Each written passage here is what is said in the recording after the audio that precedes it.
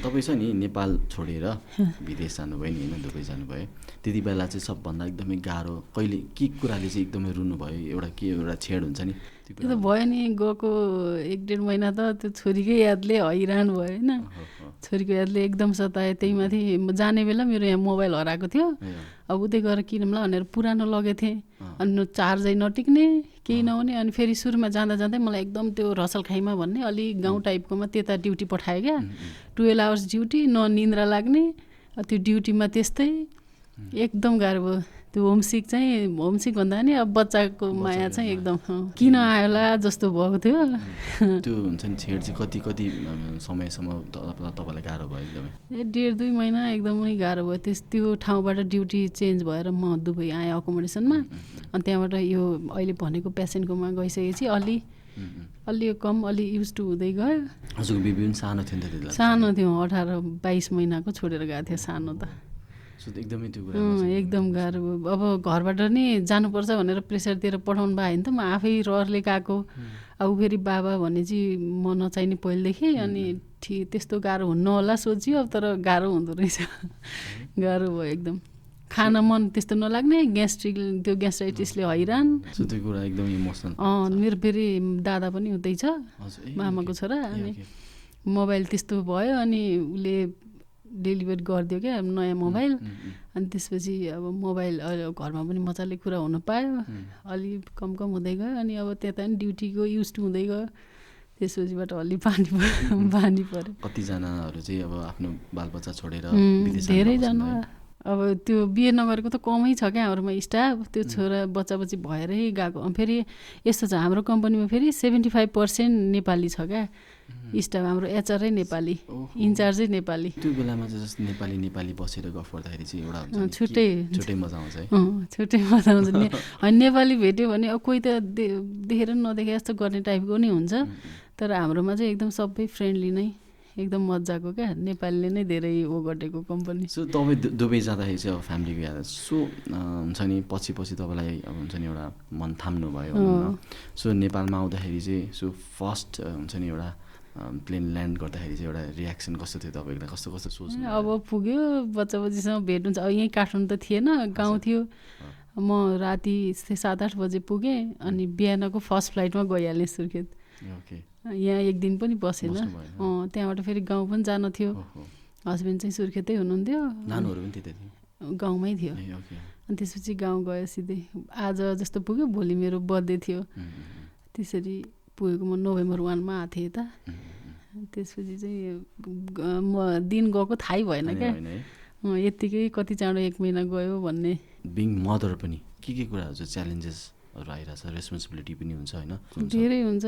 Main कुरा त अब एज बिङ अ मदर, घरमा अब सानो बेबी छ, अनि त्यही माथि अब हेरिदिने अलि रेस्पोन्सिबल मान्छे छैन भने चाहिँ अब जस्तै मेरो यता मदर इन ल, फादर इन ल अब सबै सरकारी जागिरी हुनुहुन्छ नि त, बाबा मम्मी पनि। अनि अब अरू कोही थर्ड पर्सनलाई राखेर उ गर्दा चाहिँ आफू उता भए पनि ध्यान चाहिँ यतै हुने, के गरिरहेछ, खायो कि नै, यताउति हुन्छ नि त। बाबा त हुनुहुन्थ्यो, अब हिँडिराख्ने मान्छे।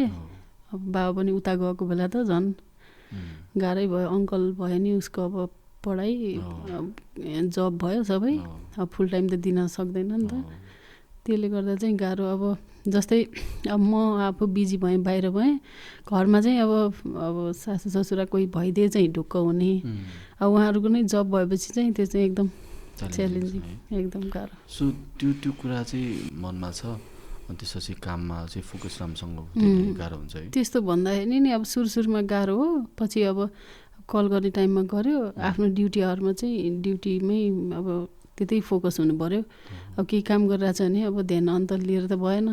अब ड्युटीमै फोकस हुने। अब आफ्नो ब्रेक टाइममा टक्क कल गऱ्यो, अलिकति ढुक्क भयो नि त, त्यो चाहिँ हुन्थ्यो। बिङ मदर सबै कुरा रेस्पोन्सिबिलिटी हजुरले उठाइराख्नु भएको छ नि। कति गाह्रो कति कुराहरू हुन्छ नि त त्यहाँ। त्यो धेरै कुरा हुन्छ। कसरी चाहिँ फेजेसहरू काटिराख्नु भएको छ हजुरले?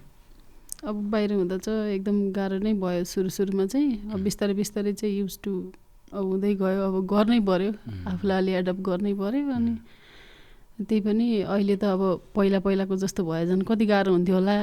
जस्तो अब भिडियो कल हुन्छ, यताउति फेस टु फेस देख्न पाइएको छ, त्यही अलिकति ढुक्क हुन्थ्यो। नत्र त्यो अब पहिला जस्तो अब गाउँमा अब न भिडियो कल न फेसबुक न केही भएको त झन् त्यो टाइममा भइदिएको झन् कस्तो हुन्थ्यो भने अब त्यसरी चाहिँ चित्त बुझाउँदै अब ड्युटी गर्दै बसिरहेको थिएँ। उताबाट दुबईबाट हजुरले फ्यामिलीसँग कुरा गर्नुहुन्छ, छोरीसँग कुरा गर्नुहुन्छ, सो के भनेर कन्भिन्स गराउनुहुन्छ आफ्नो छोरीलाई? अब उयो नि सानी त त्यस्तै हो, ऊ चाहिँ बुझ्ने भएको म पैसा कमाउन गएको हो, अनि कहिले आउने, खालि कहिले आउने भनेर सोद्धाखेरि चाहिँ गाह्रो हुने। अब कहिले आउनुहुन्छ, अब भोलि आउनु है, पर्सि आउनु है भन्दा चाहिँ अलिक गाह्रो हुने। नत्र अब अरू फ्यामिली मेम्बरले नि अब पैसा कमाउन गएको यताउति भन्दा उनीहरू अब अहिलेको बच्चा झन् धेरै बुझ्ने हुन्छ नि त। नत्र सधैँ कल गऱ्यो भने कहिले आउने भन्ने। अनि त्यहाँ मेरो जुन पेसेन्ट थियो उसको नातिनी चाहिँ उसँगैको थियो क्या, अनि मामा घर आउने छोरीको छोरी। अनि ऊ आएको बेला चाहिँ यसो कुरा गराइदिने ऊ गर्ने गर्दाखेरि चाहिँ ऊ आएको बेला चाहिँ आफूलाई नै अलिक रिल्याक्स फिल जस्तो हुने क्या, अलिक छोरीको अलिक ऊ हुने झल्को मेटिने जस्तो हुने। नत्र त गाह्रै हुन्छ। अब यस्तो लाग्थ्यो मलाई चाहिँ के लाग्यो भने अब बाहिर जानलाई चाहिँ आफ्टर म्यारिज पनि ठिकै छ, तर बच्चा भइसकेपछि बाहिर जान चाहिँ अलिक एकदम गाह्रो हुँदो रहेछ आफैलाई भन्ने चाहिँ त्यो फिल भयो। जति जानु थियो भन्नाले अगाडि नै गएको भए हुने, अब बेबी त्यत्रो छोडेर ध्यान जति यता उता आफू चाहिँ गाह्रो। नत्र यता पनि ढुक्कैले हेरिदिने मान्छे भयो त्यस्तो केही हुन्थेन। सो आएपछि चाहिँ छोरीलाई चाहिँ कसरी सम्झाउनु भयो त हजुरले? अब नजानु है, खालि त्यही भन्ने, अब नजाने है भन्ने। ल भन्यो, नजाने है साँच्ची भनेको उसले चाहिँ त्यो भने। कान्छीलाई चाहिँ त्यति ऊ हो मसँग अलिक बढी एट्याच, कान्छी चाहिँ बाबा हो त्यसो। अब नजानु अहिले पनि म जाम भने चाहिँ पर्दैन भन्छ, नजाने भन्छ।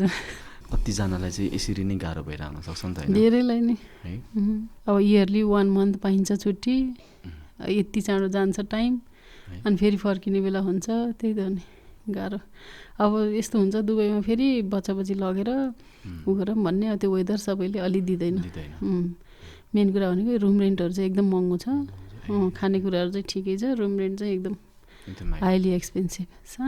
एकदम सानो पार्टिसनलाई नि नेपाली 50-60,000 त्यत्रो पर्छ।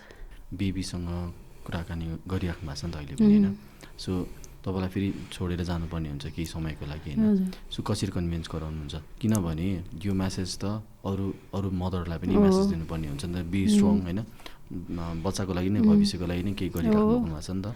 सो कसरी तिमीहरूको लागि नै हो जान लाग्यो, राम्रोसँग पढ, अब टाइममा अब सामानहरू पठाइदिने भइरहेको छ, म पनि आइहाल्छु भनेर त्यसरी एउटा छोरीलाई म्यासेज दिनु पऱ्यो भने एउटा म्यासेज दिनु न। जस्तै अब तपाईँ त अब केही दिनको लागि केही वर्षको लागि त फेरि जानुहुन्छ नि त ब्याक टु होइन? सो पछि भविष्यमा पनि छोरी अलि ठुलो भविष्य पनि हेर्न सक्छ नि त, उसले पनि अहिले पनि हेर्न सक्छ होइन? अब ज्ञानी भएर पढ्यो भने मामुले जे भने त्यही पुऱ्याउन सक्छ। अब बाहिर गएर कमायो भने अब अहिले त पैसै हो नि त ठुलो कुरा। त्यही भएर अब बहिनीलाई पनि माया गरेर ज्ञानी भएर पढ, म छिट्टै आइहाल्छु भने चाहिँ मान्छ होला, कन्भिन्स त हुन्छ। तर नहोला बिस्तारै। जाँदाखेरि चाहिँ त्यस्तो थिएन, अलि बुझ्ने थिएन नि त, हाँसी बाई गरेको थियो। अब चाहिँ बुझ्ने भइसक्यो, अब नजाने है, विदेश नजाने है भन्छ खालि।